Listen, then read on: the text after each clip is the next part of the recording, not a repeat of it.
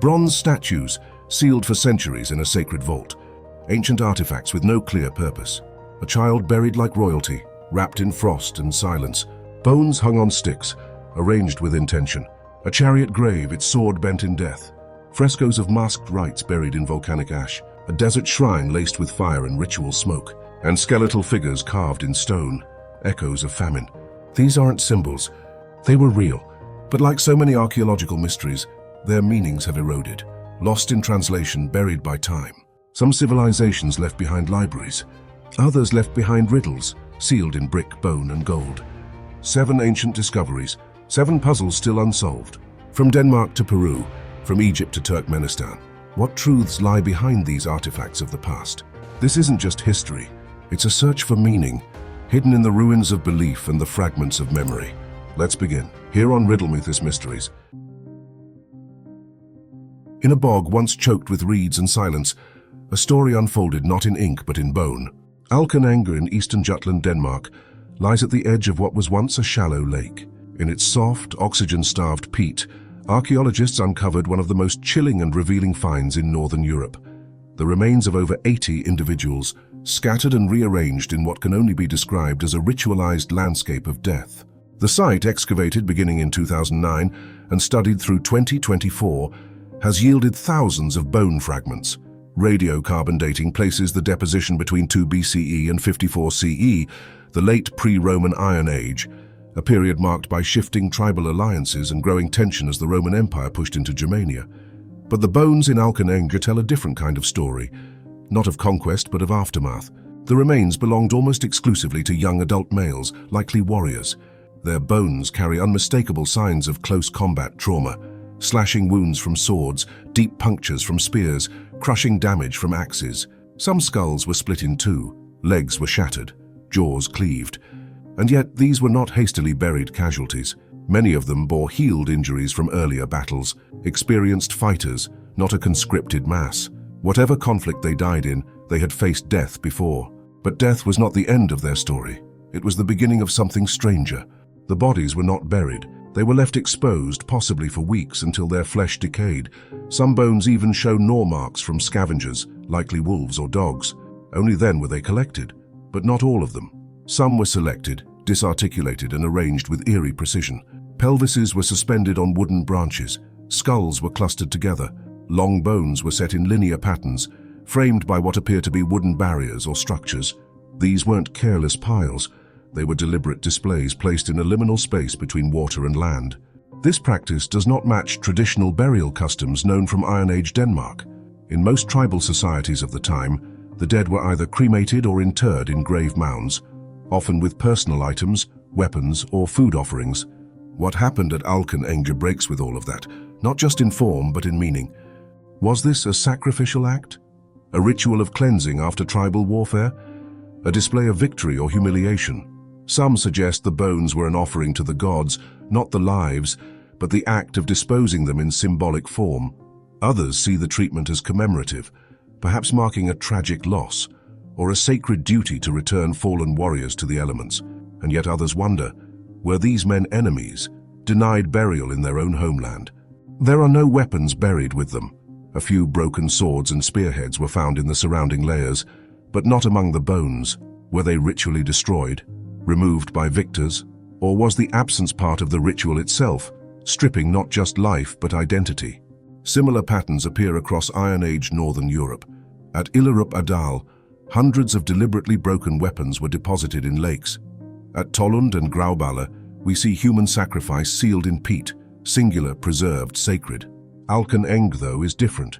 It merges the battlefield and the altar.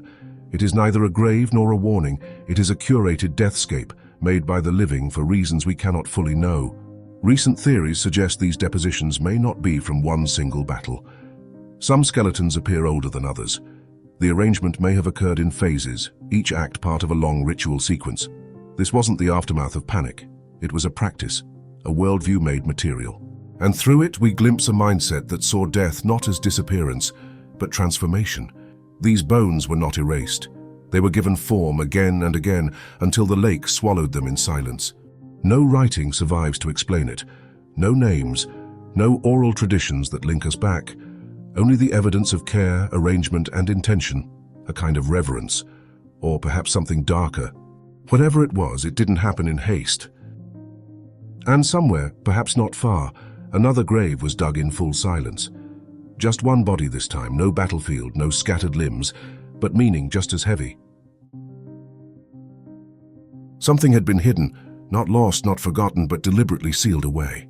Beneath the foundations of a Roman villa in what is now southern Germany, a narrow stone chamber lay untouched. For over 17 centuries, no one entered.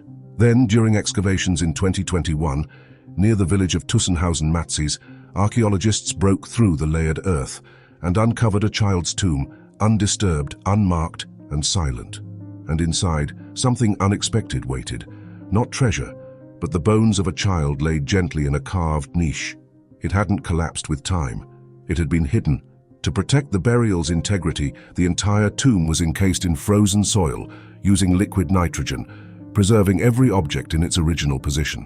What emerged from the ice was not a soldier, nor a king, but a child, just 2.5 years old, now remembered as the Ice Prince.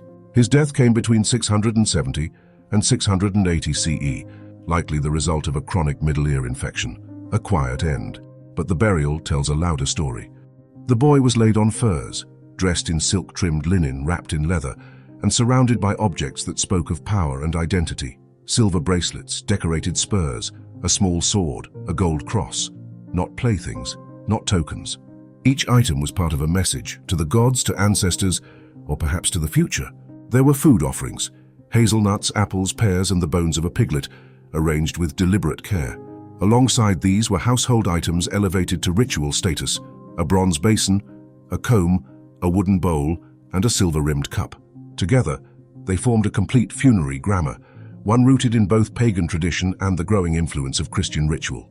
Genetic analysis revealed the boy had light-colored hair and blue eyes, a detail that, while striking, only deepens the enigma.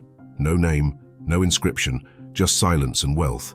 Everything about this burial, the location beneath a villa, the secrecy of the tomb, the Christian iconography paired with ancestral rites, suggests a family walking a narrow line between worlds. The region at that time was shifting rapidly. The remnants of Roman infrastructure still shaped the land, but Christianity was gaining ground. The presence of Byzantine silk implies ties to distant trade routes, connections not easily made nor lightly bestowed. This wasn't simply the burial of a loved child. It was a statement, a projection of dynastic identity in a moment of cultural flux. This child was not laid to rest in a church. His grave was not communal. It was private, sealed, and rich in symbols. The gold cross might speak of resurrection, but the stone vault, the funerary items, and the emphasis on display whisper of older customs not yet extinguished. Across Europe, the burial of elite children often reveals more about the living than the dead. The Ice Prince seems no different. He may have lived briefly, but his tomb was crafted to carry meaning across generations, not just a place of mourning, but of memory, of transition, of quiet power. This was no battlefield, no warning etched in bone, but in its silence this tomb still speaks of loss, of ambition, and of a world caught between gods, rulers, and the legacies they tried to preserve. Some are remembered through chaos, others through what they left perfectly untouched. Next, we move to the grave of a man whose story wasn't sealed in silence, but built in motion, bound in iron and laid to rest in wheels. Iron scraped iron. Hooves kicked once, then never again. Beneath Yorkshire soil, a warrior was laid not to rest, but to ride. For over 2 millennia, the silence held. Then, during development near the town of Pocklington, construction crews broke ground, and archaeologists uncovered one of the most extraordinary Iron Age burials ever found in Britain. At its heart lay a warrior crouched in his chariot, not beside it, not above it, but in it. His final ride had been preserved whole, iron-rimmed wheels, harness fittings, horse gear, and 2 full-sized horses buried standing, as though waiting for the signal to move again. The grave dates between 320 and 174 BCE, part of the Aras culture, a local Iron Age tradition linked to the Parisi tribe. But the symbolism here echoed far beyond Yorkshire. The square barrow surrounding the grave mirrors Latin-style continental practices. Elite burials seen across Europe, where status and identity were performed as much in death as in life. This wasn't just interment, it was ritual architecture. The warrior's remains were accompanied by a striking array of artifacts. His shield, with its rare scalloped bronze boss, was unlike anything seen before. Weapons, swords, spears, surrounded him. In similar nearby burials, spears were found piercing the body itself, a practice that may have marked the soul's release, or signaled some unseen rite to appease or protect. Beneath the chariot were remnants of pig bones, likely offerings, not for decay but for provision, sustenance for the journey beyond. The chariot wasn't dismantled, it was entombed intact. Every spoke, axle, and iron strap left in place. A deliberate gesture, a symbol frozen in motion. And then the horses. Their position is still debated. Were they sacrificed and buried upright in specially dug pits, or lowered gently while still alive? Either way, their presence is unprecedented. These weren't tokens. They were guardians, companions, maybe even extensions of status. To walk with horses in life was power. To take them into death was something more. Other burials across East Yorkshire, including at Arras Farm and Wetwang Slack, show similar traits. Square enclosures, chariots, weaponry, and in some cases, women afforded the same honor. The so-called Chariot Queen of Wetwang was buried with her own cart and regalia. Here, power wasn't gendered. It was embodied, displayed, preserved. Why did this culture bury its dead in motion? What did it mean to stage death as a continuation, not an end? Perhaps the chariot was more than a vehicle. Perhaps it was a cosmic device, a symbol of transition between worlds, between memory and myth. The square barrow itself may have marked sacred ground, turning the burial site into a controlled ritual space, a kind of performance framed in earth and iron. What makes the Pocklington warrior exceptional isn't just preservation, it's intentionality. Nothing was haphazard. Every element spoke to belief, to symbolism, to a worldview where the lines between war, ritual, and identity blurred into a single scene, silent, powerful, permanent. And now, centuries later, those same wheels, once meant to roll, are delivering messages again. Not through motion, but through excavation. Not far from the roar of these wheels, another chamber would soon open, this time in stone. Below the sands of Egypt, an ancient cache waited to speak. Not through iron and horses, but with tools no one fully understood. Bronze doesn't decay like flesh, but beneath the sands of Saqqara, time carved its silence just the same. In 2022, archaeologists led by Dr. Mustafa Waziri unearthed a sealed shaft near the Bubastayan temple, part of Egypt's sprawling necropolis at Saqqara. Sealed beneath limestone and debris lay a chamber untouched since the 5th century BCE, deep in Egypt's late period, 664–332 BCE, when dynasties teetered and gods braced for foreign conquest. Inside lay over 150 bronze statues, carefully arranged like a forgotten procession. Bastet, the feline protector of the temple, appeared again and again in slender form. Osiris, lord of the afterlife, stood beside Isis, Hathor, and Anubis, oxidized green with age but unmistakable. One statue, headless and half-buried, is believed to represent Imhotep, the ancient architect and physician deified centuries after his death. Once a royal vizier, he had become a god of healing. His presence here amid the chaos of dying dynasties feels more than symbolic. Some figures bore traces of gold leaf, others were wrapped in cloth or embedded with tiny offerings. Nearby, bronze ritual tools, sistra, incense burners, and votive bowls hinted at temple rites now silenced. At the chamber's base rested a tightly rolled 9-meter-long, 29.5 feet, papyrus inscribed with texts from the Book of the Dead, likely meant to guide the spirits of the deceased or safeguard the cache itself. But the statues weren't alone. Encircling the central shaft were 250 painted wooden coffins, sealed and stacked, each containing a human body. Not kings or nobles, but ordinary followers. Some were buried with Ushapti figurines, amulets or masks. One coffin bore a golden faceplate, another contained a burial bouquet, petals still clinging after 2 millennia. These were not grand state burials. They were acts of private faith, coordinated, deliberate, and possibly urgent. The sheer concentration of figures, bodies, and ritual objects suggests this may have been a sanctuary under threat, hidden just before the Persian invasion in 525 BCE. It's unclear whether the shaft was meant as a sacred cache or an emergency vault. But either way, it was sealed without inscription, without fanfare, without a single line of warning. No curse, no epitaph, just gods buried beside the faithful. The shaft itself had been dug deep into bedrock, accessed through a narrow vertical corridor over 12 meters, 40 feet deep.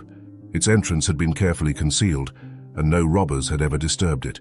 What was left behind had remained exactly as it had been placed, unmoved since the twilight of Egyptian autonomy. Was it an act of preservation, panic, or an attempt to preserve power beyond the grave? Saqqara has long been a place of memory, but here in the shadow of the Bubastayan, memory became burial, and reverence became silence. And just beyond these temple walls, where desert winds sweep over forgotten empires, another sacred space waits, not built by pharaohs, but by a people even less understood. Mud, drought, and carved desperation. High above the Pacific winds, the city of Vichama rises like a forgotten scar etched into the bluff of Peru's northern coast. Founded around 1800 BCE, it belonged to the ancient Chariot civilization, one of the oldest in the Americas, a cradle of complex society that emerged alongside Egypt and Mesopotamia, but without writing, wheels, or metal. Here, knowledge was carried in architecture and memory preserved in clay. While Chariot itself eventually declined, Vichama endured. As inland ceremonial centers faded, this coastal city seemed to adapt, growing larger, more symbolic, more defiant against the encroaching collapse. In 2018, archaeologists made a haunting discovery inside one of Vichama's ceremonial halls. A 3.8-meter, roughly 12.5-foot long relief wall, sculpted in adobe and mud plaster, bearing emaciated human figures with distended bellies, collapsed limbs, and hollow faces. Between them slithered serpentine forms, not attacking, but weaving, spiraling. At the center, a symbolic seed seemed to radiate or root between suffering bodies. The figures weren't stylized deities. They were skeletal and real. Their pain was deliberate, immortalized in clay. Researchers believe this wall was a ritual response to famine, likely caused by a prolonged multi-decade drought.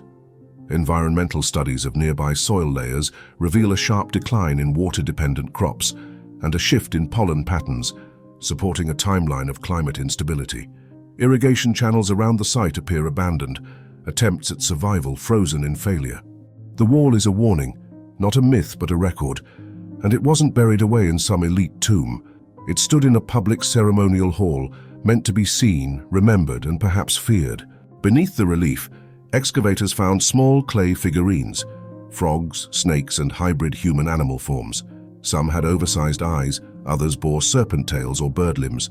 Scholars link these to shamanic iconography, suggesting a ritual world where transformation, fertility, and regeneration were invoked as protective forces or desperate prayers. The placement of the wall, too, is telling. It wasn't hidden or restricted. It faced outward, into a space where the community would gather. It's thought to be a communal message, not of glory, but of collective trauma, shared hunger, shared memory, shared survival. The seed at the wall's center may hold the most meaning. It might represent rebirth, agricultural revival, or the promise of rain. Or perhaps it's a final offering to unseen gods, a question carved into mud. Will this be enough? Vichama didn't build pyramids on the scale of Chariot, but what it left behind is more intimate, more human.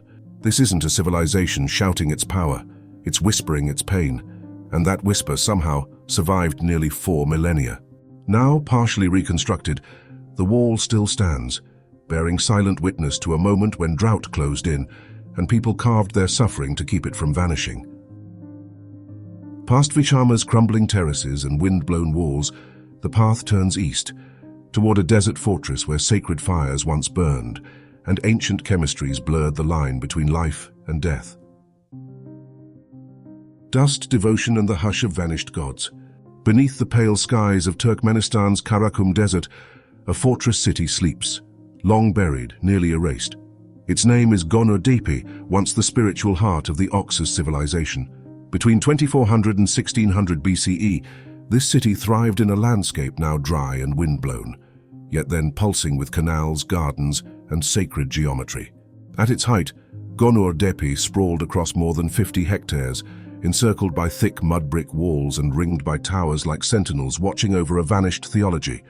Excavations began in the 1970s, But only in recent decades has Gonur's true nature begun to surface, not as a mere administrative hub, but as something older, more enigmatic. At its center stood a complex unlike any other, a temple precinct with fire altars, ritual pits and chambers aligned to unseen forces. The architecture spoke of control, over space, over movement, over the unseen. Inside this shrine, archaeologists discovered more than altars. They found chemical residues, traces of cannabis, ephedra and poppy embedded in vessels, pestles and specially designed stone presses. These substances are not random. They match ingredients described in ancient Indo-Iranian texts as forming soma or hauma, psychoactive drinks consumed to commune with gods. Gonur's temple, then, was not only a place of prayer, it was a space of transformation, engineered for altered states of awareness. Fire, central to the rituals, burned not for warmth but purification. Pits dug near the altars seemed deliberately placed, perhaps used to collect ash or offerings. Nothing here feels accidental. Everything, the tools, the architecture, the residues, suggests a ritual program designed to guide the mind beyond the body. Surrounding the temple lies a vast necropolis, more than 3,000 graves, some rich with gold, silver and semi-precious stones, others stark, almost anonymous. Even in death, hierarchy persisted, though the meanings behind such patterns remain elusive. Why were some buried with vessels, others without? Why were certain tombs ringed with fire-blackened soil? Gonur Depe stood not in isolation. Its artifacts show connections to distant lands. Carved ivory from tropical zones, lapis lazuli from Afghanistan, beads and seals linking it to the Harappan world. And yet its ritual system feels uniquely local. The shrine's design, the towers, the psychoactive evidence, all speak of a civilization crafting its own path to transcendence. It is not clear why Gonur Depe fell. Climate change likely played a role. The region's rivers may have shifted or dried.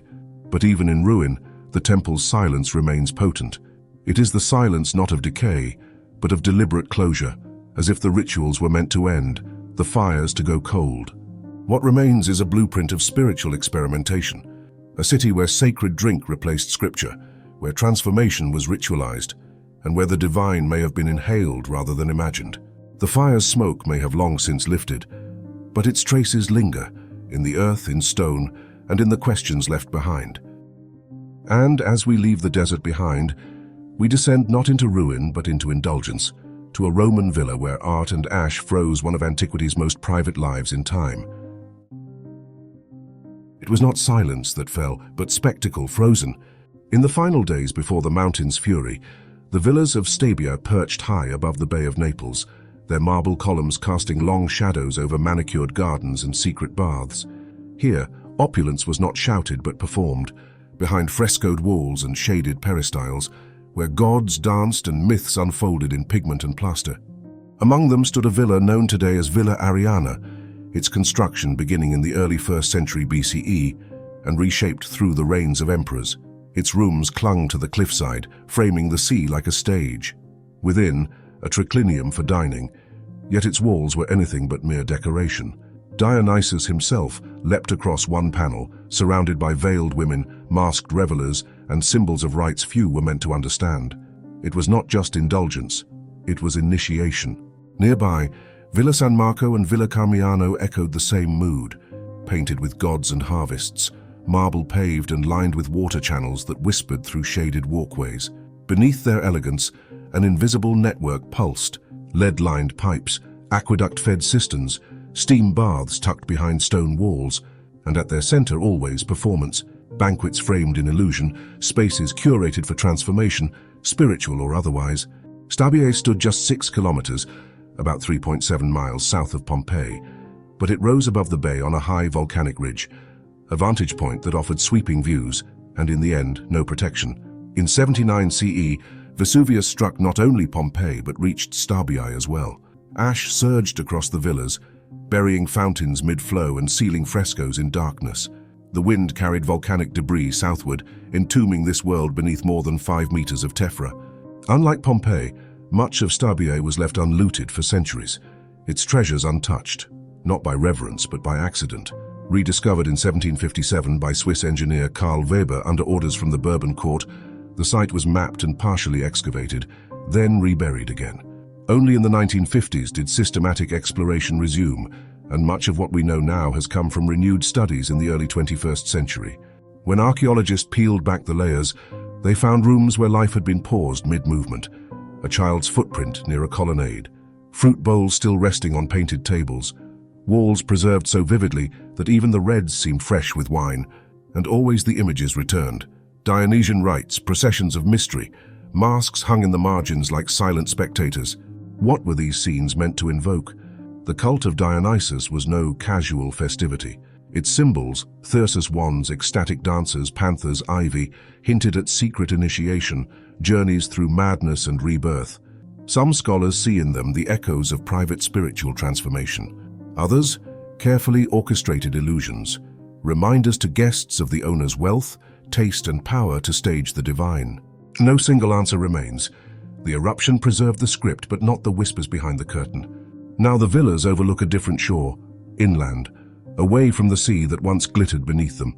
The coastline has shifted, the empire has crumbled, but within those walls the echoes persist. Masked rites, ash-choked courtyards and mythic feasts suspended forever in stillness. Stabiae offers no final truth, only a final image, of beauty captured in collapse, of myth made permanent not by belief, but by burial.